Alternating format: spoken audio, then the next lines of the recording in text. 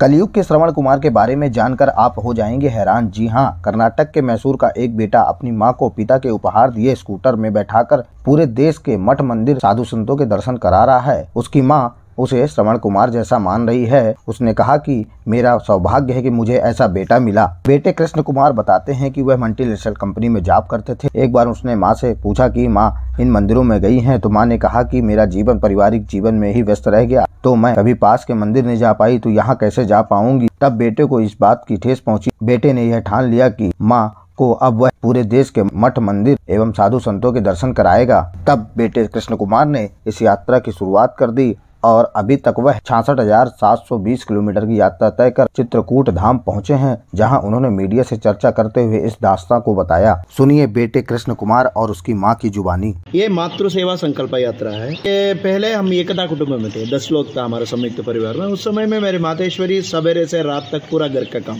2015 में मेरे पिताजी स्वर्गवासी हो गया। उस समय में मैं बेंगलुरु में काम करता था। I was working as a corporate team leader in Bengaluru.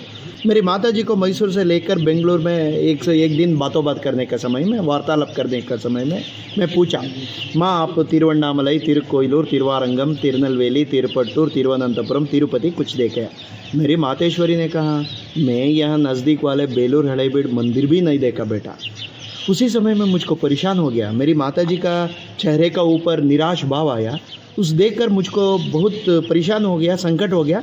उसी समय में मैं मेरी माताजी को, माँ आप चिंता मत कीजिए, आपको बेलूर हड़ेबीड़ एक ही नहीं सारे भारत आपको दिखाता है। ये संकल्प करने के बाद हम जनवरी 14, 2018 में जॉब को रिज़ाइन करके जनवरी 16, 2018 में ये मातृ सेवा संकल्प यात्रा शुरू किया मैसूर से।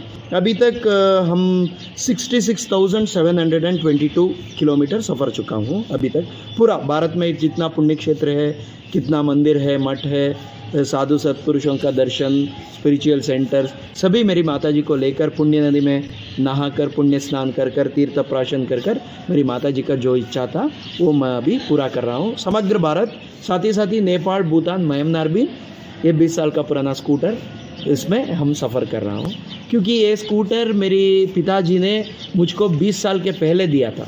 मैं मानता हूँ मेरा पिताजी भी हमारा साथ आ रहा है। ये स्कूटर मेरा पिताजी का प्रतिरूप है।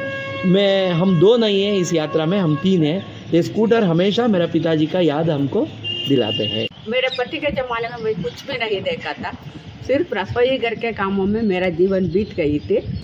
वो एक दिन वो पूछा कि कुछ जगहों के नाम पूछा। मैंने कहा वो नज़दीक वाले मंदिर बेलूर हड़ेबीड़ नहीं देखा, ऐसा कह लिया। उसके मन को परेशान हो गया उस समय। वो तुरंत संकल्प करके मुझे सारे देश को दिखाया है। हमारे भारत में जितने पुण्य क्षेत्र है उन सभी पुण्य क्षेत्रों का दर्शन करा के, वहाँ नदियों में नहा के, तीर्थ प्राशन करके मेरा जीवन सार्थक बनाया है। जन्म दिए गए माता पिताओं का ऋण चुकाना ही मुख्य है। ये आदर्श को वो मान लिया है और समझ लिया है। समझकर मेरा सेवा के लिए आगे बढ़ रहा है। इस जमाने में ऐसा पुत्र मिलना बहुत मुश्किल है।